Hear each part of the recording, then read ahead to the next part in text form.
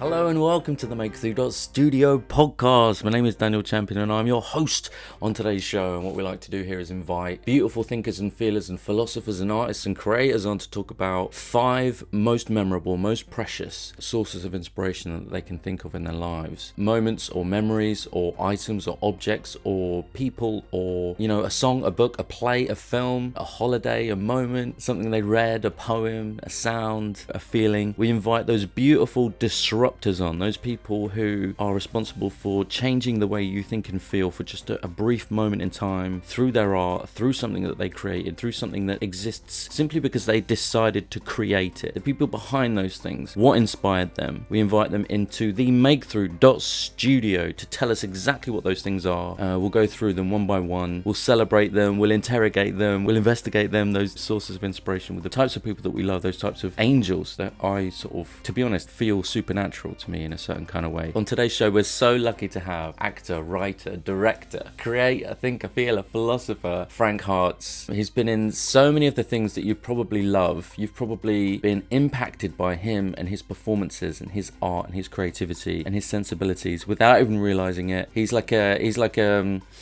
creative ninja, this guy, and he's hilarious and he's beautiful and he's intelligent and he's in pursuit of the most beautiful thing you can feel in any given moment, and when it arrives he can describe it back to you, and he's able to just make you understand those little pockets of inspiration that perhaps sometimes pass you by without you realizing. He's able to speak that language, he understands it, and he's able to package it and illustrate it for you so that you can understand it as well. He's just a thrilling, compelling, interesting, intriguing, imaginative, impressive guy, and we're so lucky to have him on the show. I'm so excited, so we'll get into that in a sec. In the meantime, you can go to MAKEthrough.studio, click on contact, and you can sign up to become an early adopter of our app, the MAKEthrough app. It's not quite ready yet, it will be ready very soon, as I'm recording anyway. If you're listening back to this at some point in the future, maybe it is ready to download now, so go ahead and check that out. You can go ahead and download that for your device, build yourself a profile, build yourself a project, go ahead and find your tribe, find those beautiful people that are going to help you bring that project to life, and then you can share it with the world, and the world will be different because of something that you created. And then how were you inspired? And then you can come on to the MAKEthrough.studio podcast and tell me all about it. But that is enough of that. It's time to sit back, it's time to relax. If you're on the bus, if you're in the garden, if you're on the train, if you're in your car, if you're in bed and you're supposed to be somewhere else but you can't bear to move until you feel inspired, then I've got just the thing for you. Prepare your ears, open your heart, and engage your brains. Take this in, yo. Take it in, yo. Frank Harts, give it to me, brother. Okay, well look, are you feel comfortable? You ready to go? I feel so comfortable right now.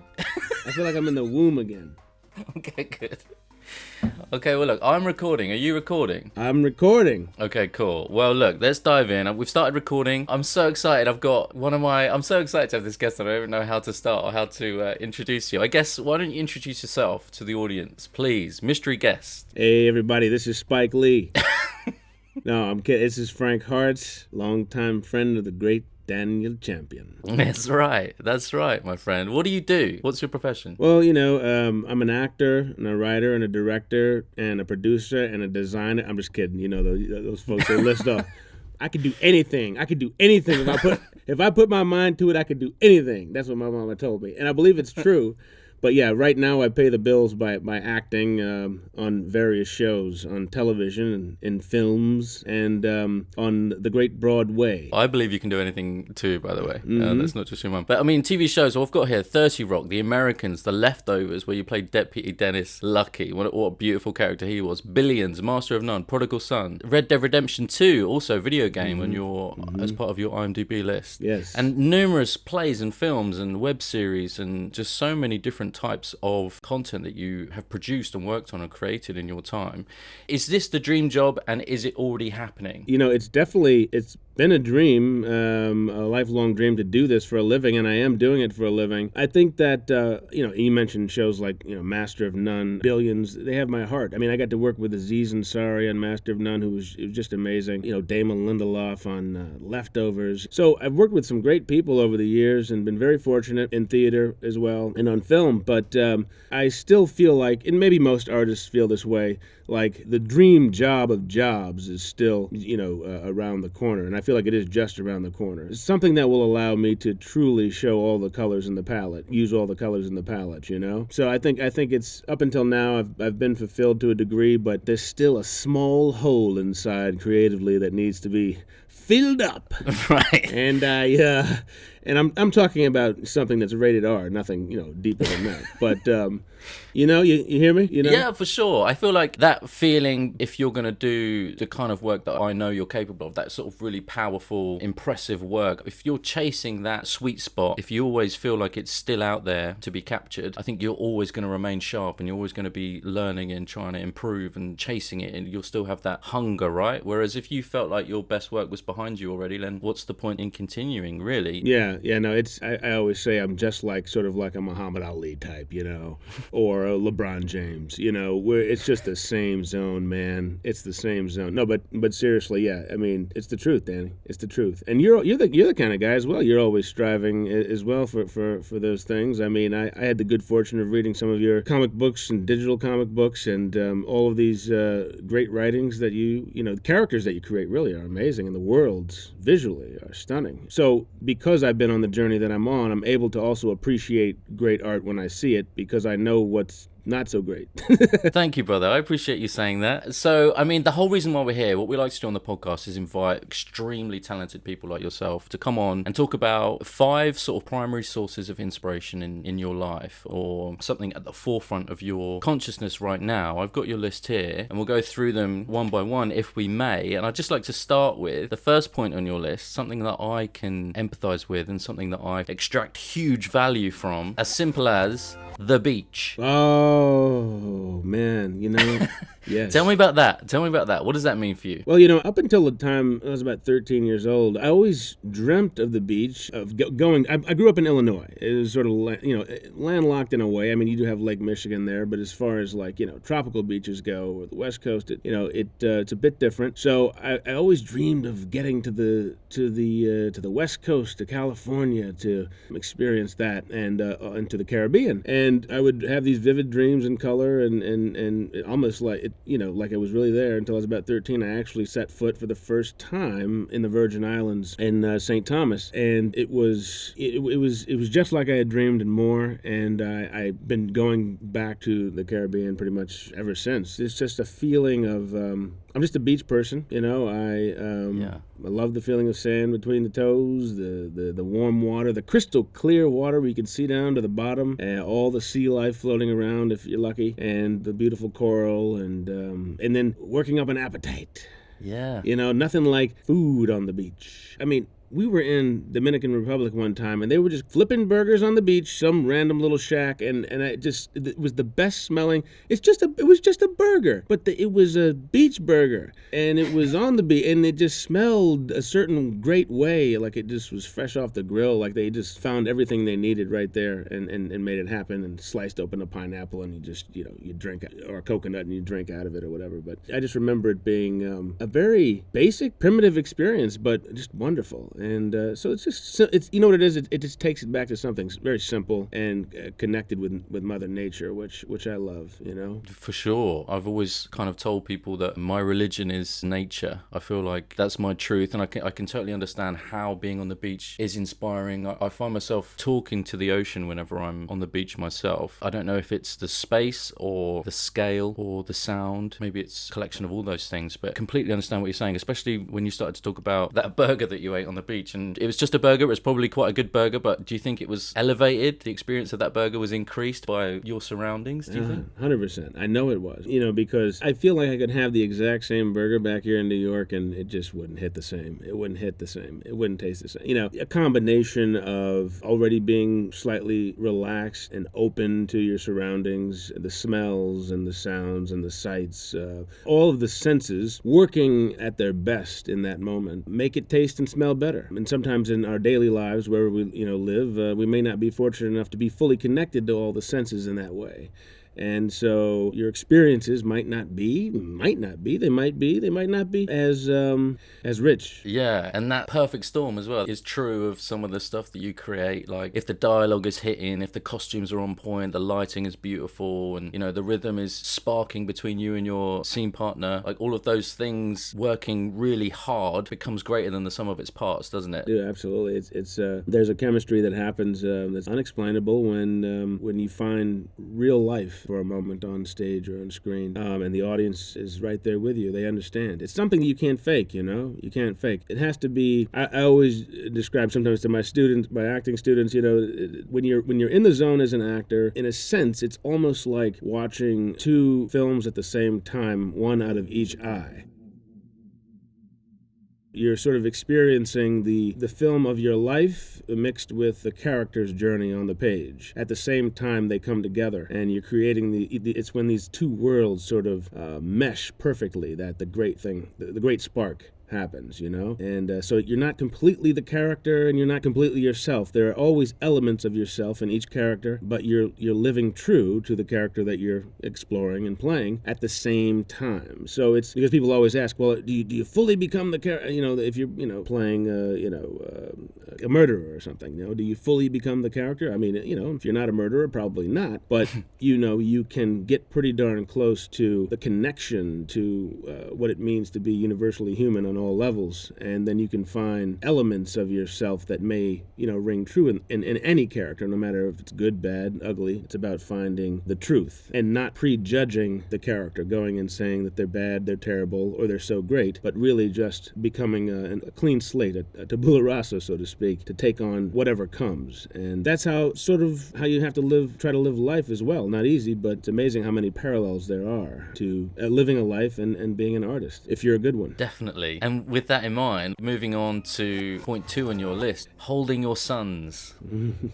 Is there any connective tissue there? Like, just describe that to me, and how do you understand that moment, and what does it mean? It's similar to the experience in nature. It brings you back to a simplicity that can't be ignored because they won't let you. Children are pure, and they will help you find the greatest and weakest parts of yourself in any given moment. It's a mirror, essentially. It's a human mirror for any parent. And so it's exhilarating and fulfilling, all at once frightening as well, to try to live up to the standards that it takes to be a great parent. Sure. And that doesn't mean a perfect parent. That doesn't mean no one's perfect, but to never give up is what I'm always reminded of when I hold my sons. It's there's a reason to push on, to push forward, other than just the standard daily slog that we find ourselves, business and whatever, education, the day-to-day that can become a bit Groundhog Day-ish if you're not careful. Yeah. They sort of break up the monotony. I bet they do. And I'm not a father myself, so I don't have much experience in this arena, but... Oh, then forget everything I just said. No, impossible. I would guess that, if you're in an audition or some kind of production meeting, or you're working and there's an agenda and people have egos and there's a power struggle in the room perhaps, and then you return home to your boys and there is none of that. There's no agenda, there's no politics. They just, I think, are able to see the truth of you immediately and call you out on it, probably. And I guess that's quite leveling and quite humbling. Is any of that true? I don't know. Yeah, no, absolutely. It's they can. Sorry, I'm noticing some feedback here. Maybe we'll have to. Oh, you okay? Maybe. Can you hear anything on your end? Nothing unusual. Okay, good, wonderful. I think it was just a giant bear that had walked by. Like I said, we live in the woods, so you never know. It's not really the woods; it's just slightly outside the city. But there are a lot of trees and animals who deserve to be here. And anyway, back to your question, which is what was it? Oh yeah, no, they. Are you kidding? They're like they could. How they was it Superman that had the X-ray vision, the laser vision? Right. They have it. They can see right through you. Everything. I don't know if that answers your question at all, but they definitely... it does. It answers it directly, and it just satisfies that curiosity. I just would assume that there's no place to hide with them. There's no point trying to be political or behave in a, I don't know, but the way you behave in a meeting and present ideas and posture and, articulate certain concepts and try to acquire favorable responses. And when you're around children, I feel like it's just real. Yeah, you're 100% correct. And what it does is, for me anyway, it translates into sometimes the business meeting for me, or the audition, or on set. The connection to the truth that you have to have when you're around children, it rubs off and becomes part of who you are. It helps you grow in a different way in the boardroom or on set or in an audition, because you feel like you're used to being more open and honest about things, and so that translates to real life. I mean, it can't help, right? Or to the job, I should say. Absolutely. How old are they, Frank, your boys? 34, and no, one is Hendrix is. He might as well be. Yeah, Hendrix is going to be 4 in August, and little Brixton will be. He's about 7 months now. He's growing up very, very rapidly. But he still can't say much. He just makes sounds and goo-goos and gagas and looks for his meals and things. I'm sure. And Hendrix, is he showing signs of something that he wants to do or be yet? Yes. Really? Definitely a food taster. Oh, really? No, I'm kidding. I mean, that's just the. When you listen to this, son, in 15 years, don't be mad at me. But we both love our nibbles. But no, I think as far as something sustainable, he loves music. He loves writing what he can at this point. Of course, I'm sort of his translator at this point, or his stenographer. But he loves to sit down and write small children's books about his experiences, and he loves to be in the booth and record. Every Martin Luther King holiday, I should say for the past few years since he could speak, we have him come in and record the "I Have a Dream" speech, and so he's been doing that since he was 2 years old. Every year, you say? Yeah, every year. So that's incredible. You've got like a catalogue of these now, where he's like 4 and 5. Yeah, we have a whopping, I think, 2 at this point, because he's going to be 4, and by the time he's 18, he'll have a nice little collection in theory. Oh, what a tradition! What a beautiful family tradition that is. That's going to be incredible. And it sounds like he's got that creative gene in him. He's going to want to be involved in music and creativity in some way. Would you? I could guess the answer, but would you support a career along those lines? Yeah, we'll support anything that he wants to try. I mean, the biggest thing is that he tries many things. We don't care what you settle on, as long as you give various things a chance and take them all seriously, and then start to whittle it away, and then latch on to the thing that you're most passionate about, whatever it is. Because if you're not passionate about it, as we know, you cannot succeed. Or even if you do succeed, the flame will burn out, or you'll be miserable. So we'll support him in whatever he chooses to do, as long as it's connected to the truth of what he wants to do, and he's not doing it because he thinks he should, or someone else thinks he should. Understandable, man. And just sort of wrapping that point up, I'm just curious about something else as well. Have you ever, or would you ever, play a young child in anything? And how would you approach that if you were to take on something like that? Is that, I don't know, I don't understand that question myself. But no, I understand it, because I'm a child in everything I play. I'm basically I don't let the suit and the stubble on the face fool you. I'm a man-child, Danny. Much to my wife's chagrin at times. She's like, grow up, grow the fuck up. No, she doesn't sound anything like that. She's too sweet, and she would never say such a thing. And listen, bills are paid, so I'm partially grown, but there is a sort of Peter Pan always floating around inside. Yeah. That I can. So I guess what I would say is, I would approach, if I were to play an actual child with CGI, or just a giant child like in the movie Elf. I hadn't thought about the logistics. Yeah. You're getting me excited now. Actually, this is. I think it's time for this. I would just approach it with the same basic questions that I approach any character.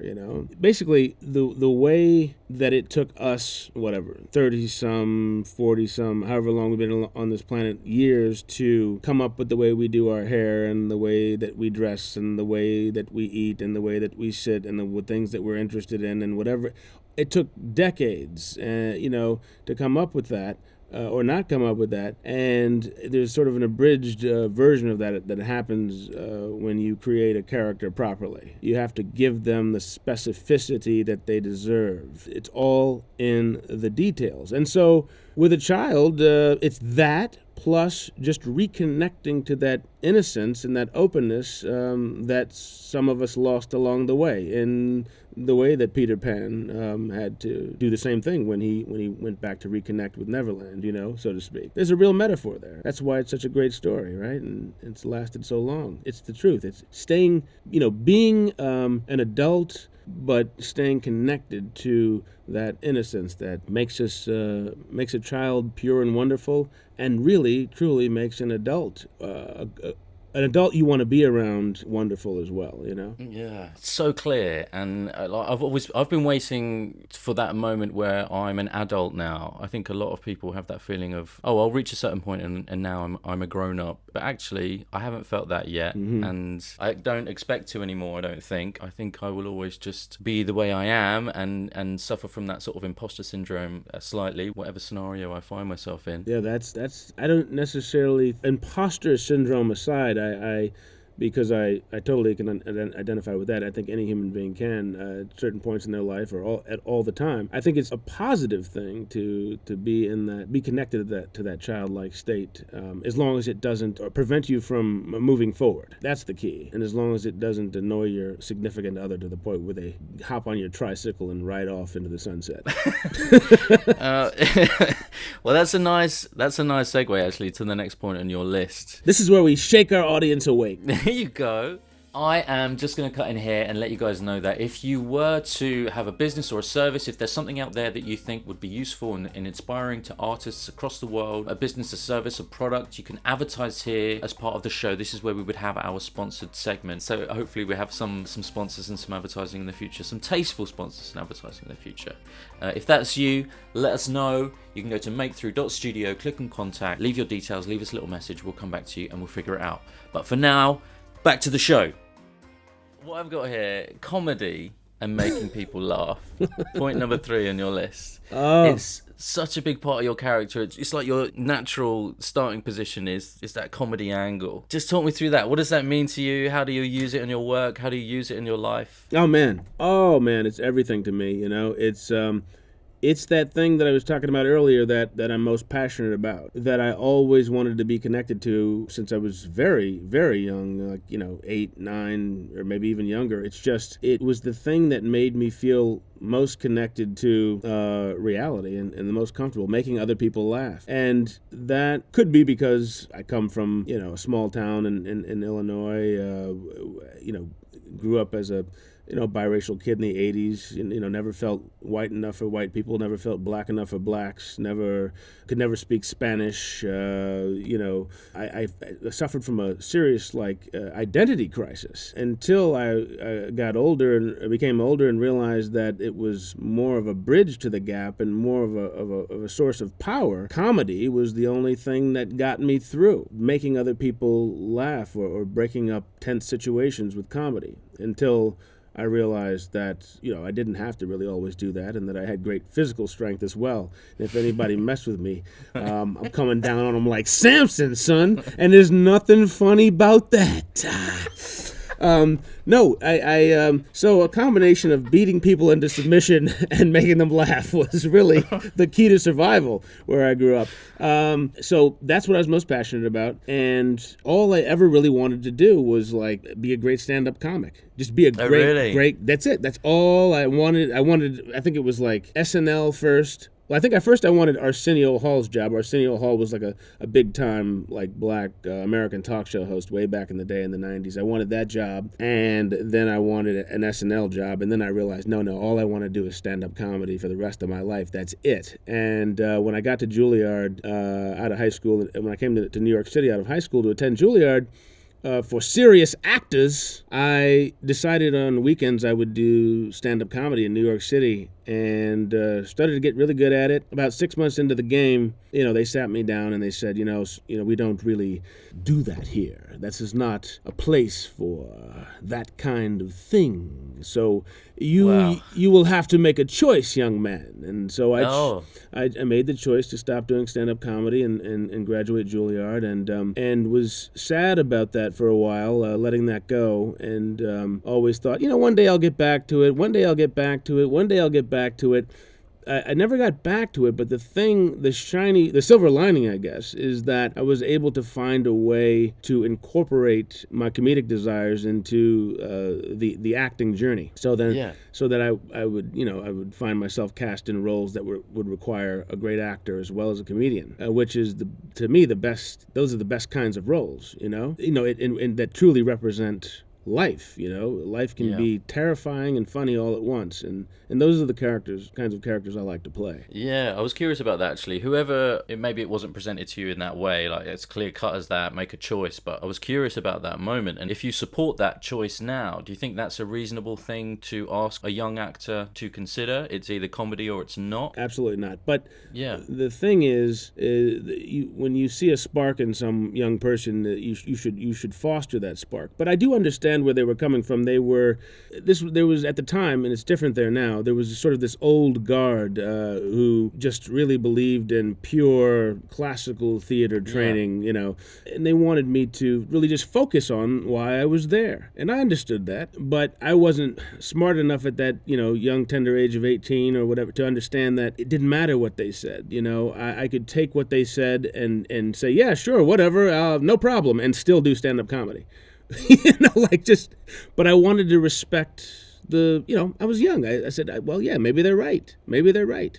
And there's no reason I can't go back to it later, But that was the time where I felt like I was the most, and I still have some of the original tapes that I hold on to. Really? Yeah, I'll send you a link. That'd be incredible. And that was the moment where I felt like if I was going to be the next whatever, Frank Harts, I guess. But if I was going to get up into that Chris Rock, Eddie Murphy zone, that Kevin Hart, whatever, like that was the time I felt most connected with it. That was the moment, man.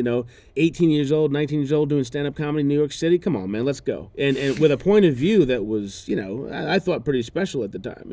It didn't materialize, and as sad as that is to me sometimes thinking about it, honestly, the positive part is how I was able to spin that into some kind of gold, to take the desire to make people laugh and still use it successfully as an actor in my various roles. Mentioning there being 18 in New York doing stand-up, I've never done stand-up. Admire those performers. I don't think I've got that in me, and I think in order to do it well, you've got to have a certain amount of fearlessness, right? I mean, you're going to get your ass kicked up on that stage a whole bunch before it goes well, I would assume. Yeah. Did that happen to you? Is that true? Oh, it's so true. It's so true. I mean, I was so unafraid. Right.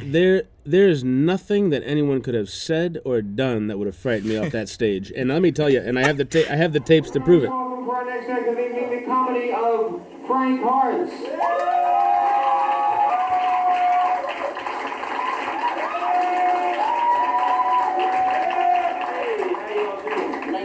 And I'm from Chicago.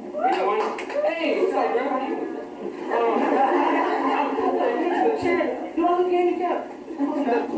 Okay, I'm the set. Well, okay. I'm sorry. I'm here going to school in New York at Juilliard, and so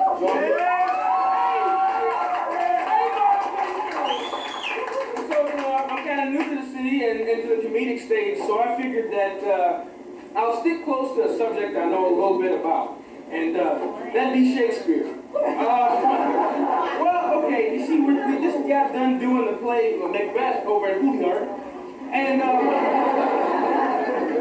I noticed something about Shakespeare. Now don't get me wrong, I love Shakespeare, but timeless, my ass.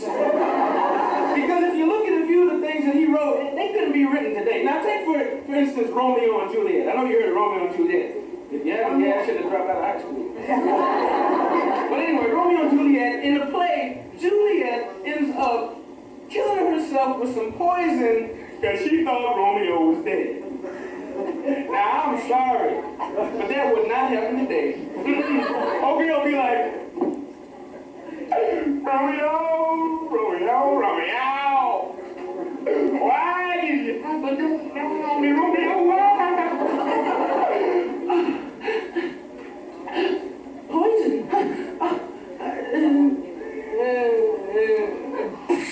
See ya, man, wanna be ya. Tell me this. This is funny, because like I was going to tell a joke and I ended. It was all quiet. Y'all should try that sometime. Just stand up here, tell a joke, and don't nobody laugh with a shit.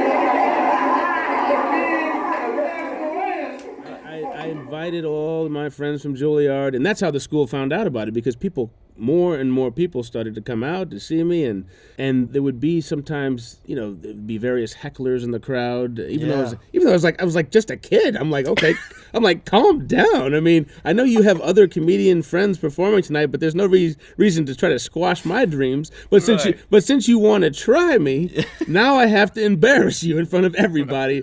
And you're going to be leaving here drunk and embarrassed by an 18-year-old kid. That's how I felt about it. I felt so like Teflon, so invincible, and so truly connected to my the humorous bone in my body that I believe so much in my comedy that I was like, there's no reason that I shouldn't be up here. I deserve to be up here. I am funny, and there's a bit of a conceit that comes with it as well. At that age, you're 18, you're conceited.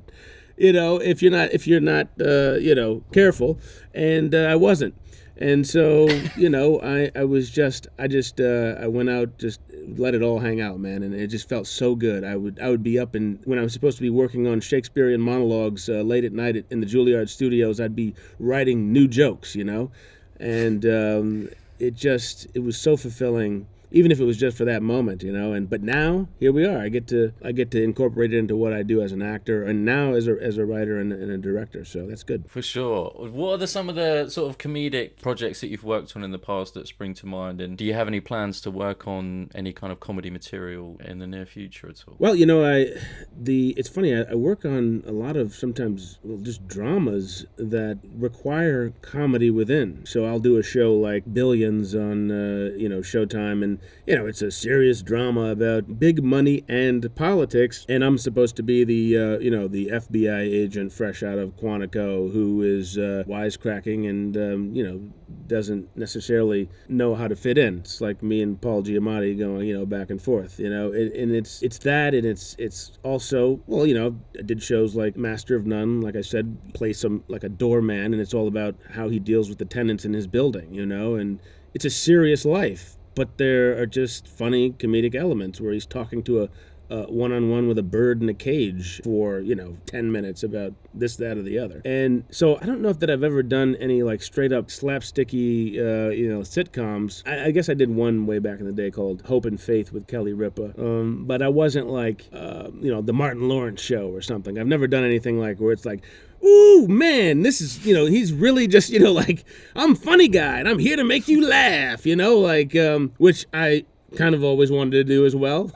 But, for me, it's more fun to just find something a bit more grounded when it comes to the comedy. So I almost prefer being in a drama with comedic elements in the character. Whether it's Billions or Dennis Lucky on The Leftovers, or for example, this tomorrow we're going to be, my wife Shelley and I are actually going to both be on the season finale of The Blacklist together on NBC. Wow. And so that's incredible, man. Yeah, what a coincidence, right? And not in the same scenes together, but just in the same finale. And so I think that's what I enjoy the most. Or even Prodigal Son, I mean, JT was a serious guy, but he was, he had, he's pretty funny at times, Yeah. And, yeah. You've just got funny bones, man. You mentioned Dennis from The Leftovers. And The Leftovers, that's one of my favorite shows of all time. I'll be very honest with you. It's just it's such a high standard, such a high quality show. Very serious. Lindelof has comedy in his DNA as well, I think. Oh, totally. But just watching your performance on that show, There are just certain moments. They got no business being funny, but they're sort of pleasingly comedic. It's just some of your reactions even, and very, very subtle. And they feel totally at home in those moments. And again, they just elevate the material slightly. It's a nice space to breathe in. Yeah. Thank you. Yeah, man, no doubt. That's Damon Lindelof picking people that he just believes can do he believes can do the job, as opposed to whoever, as opposed to some studio telling him who he should pick. He's picking the person that he feels is the best for the job, and then that's Peter Berg as well, letting you just do your thing. Okay, here's the structure, here's the script, and within that, try what you want. We'll keep it or we'll leave it.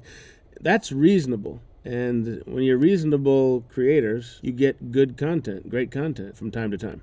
I'm sure. Just quickly, the couple of things you mentioned there. While you mentioned Damon Lindelof, what was it like to work with him? I mean, Damon's great, man, because he just got this, he has great energy. And besides the energy, he's just like, he's a human being first, I think. He's someone you can connect with. He wasn't like the wizard behind the curtain, just pulling all the levers. He was out there, giving advice and also having a chat on the side about whatever random thing we want to talk about that day, but also still focused on the business at hand. He's a character. He's a guy who he seems to have great balance in life, and he's an excellent communicator and just a fun energy to be around. And you know what? I guess the word is genuine. He's genuine. And I know that because if I text him now, he still gets back to me after all these years. And, it's not just like, okay, did that, been there, done that, got the shirt in the hat, got the shirt in the hat, now screw off, Jack. Oh, that's beautiful to hear, by the way. And you mentioned something else there as well. Peter Berg, I believe one of the directors on the show Leftovers. Mm-hmm. And you mentioned how he would allow space for you to kind of own it. Yeah. Does that sound fair? Like, is that how you like to work? Is that the best place to operate, do you think? 100%, yeah. I love to use the script as a blueprint and then, find the life of the character and of the moment when you're there in the moment. There's no way to know what something is supposed to be until you put living, breathing human beings in a space together. So when you have these creators who come in and they just, they're like, this is the way I wrote it, and this is the way it's going to be. It's like, okay, one season. Okay. One season. But not always. Right. Not always. Sometimes they know what they want. They get what they want. They don't want any games in between, and it's a hit show. You have to be ready to play with both kinds of people in the sandbox. So I'm fine with folks who tell me, do it this way, and I'll give my actor feedback, and we'll find a happy medium. But I prefer those who will let you play within the structure. And they'll trust you to do that because they're going to hire actors, hopefully, that they believe in to break down a script in a proper way, so that you're respecting all of the things on the page because you've done your homework, you've done your research, and therefore you can play freely within a structure. You don't find yourself in a completely different show because you didn't even do the homework. You want actors who can play within the structure well because they've done the homework about what the show is supposed to be, where the character is really supposed to be in this moment, what he's really supposed to be thinking. You can only get that information from the page, and then you can make up whatever you want from there based on what the writer's given you. Understood. Okay, well, that perhaps is a nice lead in, a nice segue to the next point on your list. I don't know, is it a strange one? I don't know. I've got here a real Christmas tree decorated with beautifully wrapped gifts underneath it. Like that whole Christmas tree vibe, that whole just about to dive in. Talk me through that. Describe that for me in terms of inspiration. And you know what? It doesn't even matter if you're a religious person, you're not a religious person. For me, it was always just connected to literally I'm a spiritual person now and, sort of grew up in a very religious environment on one side of the family, but that's not why I loved Christmas necessarily. I just love the trinkets and I love the smell of a fresh Christmas tree out of the ground, man. And, the pine needles and perfectly wrapped gifts. It doesn't matter what's in the box necessarily. Cozy fireplace. What my Danish brother-in-law would call hygge, I believe. It's an experience. If you're lucky, a relaxing experience and a way to connect with family and friends. I don't know. It may seem cheesy, but that's all right. It's supposed to be a little cheesy. Every year, my mother would put up the Christmas tree. We decorate it together, and I just watch all these gifts under the tree sort of start to bloom and grow. If we were having a good year, I couldn't wait to open them on Christmas morning. And my grandmother on the African American side would do the same thing, and it was just people who are into Christmas. I think they get it, Yeah, I get it too, man. It's not cheesy at all. I love Christmas just as much as and it even sounds like you do. I'm sorry to cut you off, but even being No. I remember one year we were in London for the holidays and for the New Year, and I realized if you're going to travel during Christmas, that's where you want to be, because you guys know how to do Christmas, man. I'm walking down the street and I'm going past the palace and I'm looking and I'm seeing these folks, these cops standing out with their horses, drinking tea out of real mugs, man. Where did you get that mug and where did you get that hot tea? Where did you get it? We're outside, it's cold. Yeah. And you just have it right there with the horses, and anything could happen, and you're ready for it, even though you're drinking this tea. And it's just like, and just the vibe is just, it's Christmas on steroids, man, and I just love it, I feel a similar way about New York. I spent a Christmas in New York, and I feel a similar way. You guys, American Christmas it feels that way to me, a Christmas on steroids. Yeah, that's true. Yeah. New York. And a couple of things that I'm sort of curious about here is there something about like setting up the beginning of something very special is about to happen. These gifts are wrapped, and the tree has been very neatly and thoughtfully prepared for this moment that's about to happen. Is there something about anticipation there? Yeah, when I was younger, for sure, that was definitely the case, and I think still to this day, of course I'm a bit more jaded now, but I find that wonder again through my children, Yeah, I was going to ask you about that as well. So, you've had a handful of Christmases now with your boys. Like, yeah, are they into it like you are? Yeah, man. I'm sure they are. At least Hendrix is. He's old enough to understand what's happening. Right. Rickson's just like, ooh, something shiny. They are totally into it, and they will put on like the Polar Express and watch it all the way through. And when the hot chocolate song comes on and dancing on the train, we'll pull out our hot chocolate as well. I don't want to spoil it. Sorry, spoiler alert for this movie that came out over a decade ago. My bad. But there's hot chocolate in the movie. Yeah, that's right. And they drink it, and there's a train. But yeah, man, that's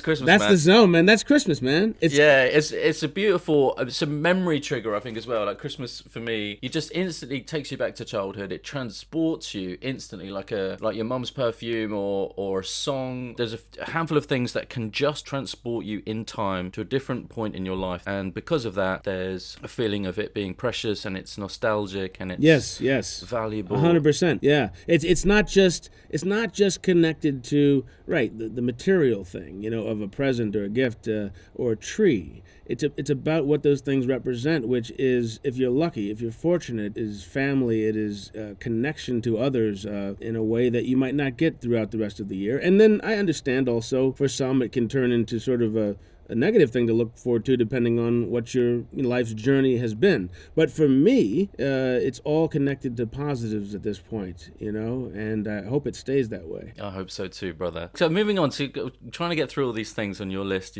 of 5 things that have inspired you in your life. This list, anyway. Maybe you'll be back. Hopefully be back on the show at some point. We'd love to have you back. Mm-hmm. But I've got here your final point on the list. When I motivate or inspire others. And it sounds like you've been involved in teaching young actors as maybe a nice example. But can you just talk me through that, when you inspire and motivate others? Well, it's when I think about some of the happiest moments in my life, I think about certain conversations with family and moments with family, obviously, for me anyway, but then also I mentioned the stand-up comedy journey. The other points in my life that are the most fulfilling memories are when I feel like I have inspired someone to do something, to become their better selves, or prevented them from doing something that could harm themselves because of the motivational connection. For example, one time a friend of mine that I grew up with, I was I was home from college. I was home from Juilliard for a holiday,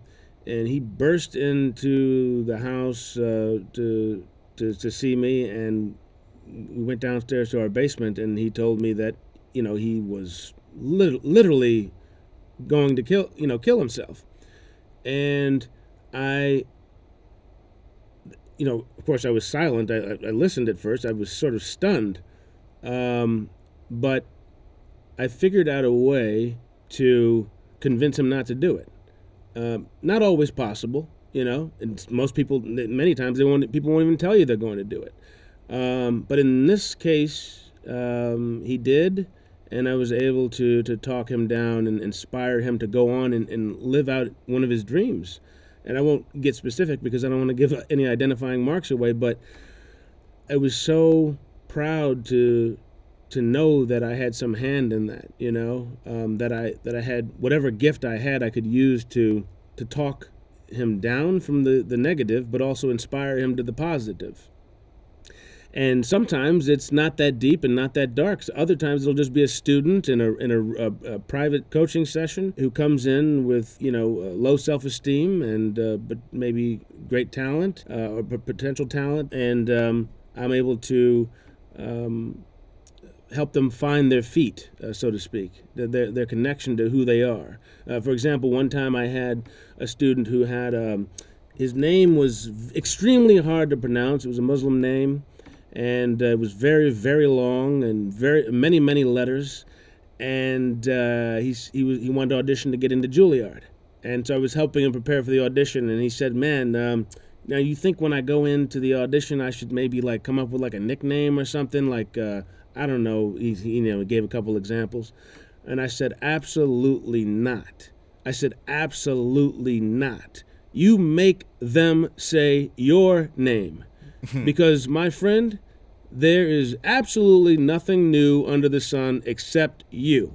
So your name makes you who you are. You find your signature. You find that spark that makes you you. You hold on to it unapologetically and never give up until you get to where you want to go. Other people can, if it makes them feel uncomfortable, that's their problem. But they make them say your entire name. Why? I mean, I said, dude, you can line 10 people up in a room, all with these little nicknames, and nobody's going to remember who they are when they leave. But you have a very special name. It's not easy to pronounce. But I tell you what, once they know that they have to learn how to do it and respect who you are, they're going to remember you forever.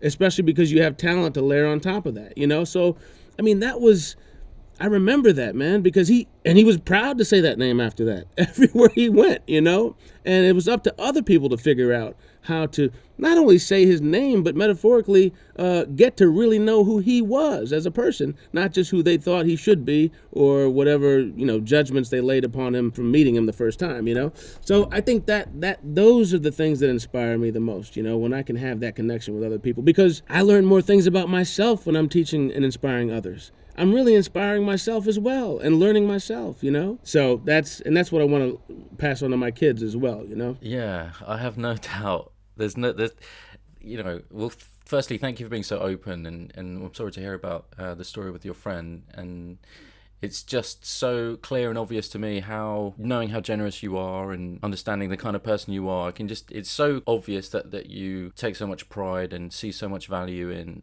sharing your approach, your way of life with the people you work with, your friends, your family. It's a beautiful thing to see, and hearing you explain it is incredibly helpful to me. You've been a true inspiration in my life, my friend, in more ways than I can explain. But you were about to, as we're wrapping things up, I think, talk a little bit about your kids and how you're inspiring them. No, I mean, it's basically, I've said it all to this point. It's just really just trying to teach them the thing that took me a little bit longer to learn, which is the more you can shift the focus off of yourself and onto others, the happier you'll be. And the more successful you'll be, honestly.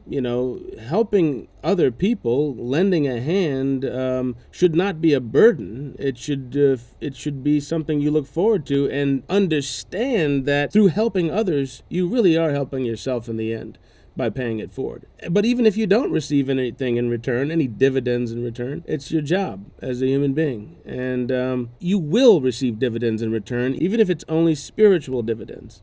You know? Yeah. I mean, you just, I can't tell you how many people that I have just come up to me over the years and said, thank you for that moment of inspiration that I forgot about until they brought it back up, because I'm just yapping or just, getting all high off of talking and hearing myself talk about this, that, or the other, and, thinking that I'm doing some great inspirational thing when, so half the time I might be boring someone to sleep. But in the end, it's all about trying to just shift the focus off of yourself 9 times out of 10. And in the end, you'll get what you need regardless, and you'll become a better person for it. And that's what I remember about you, Danny, is that, and that's why I'm here on this podcast right now, all these years later, after we met in New York City, you were always a shining light, a person that I always enjoyed being around, always had a positive outlook on life, and a serious creative streak in their souls. And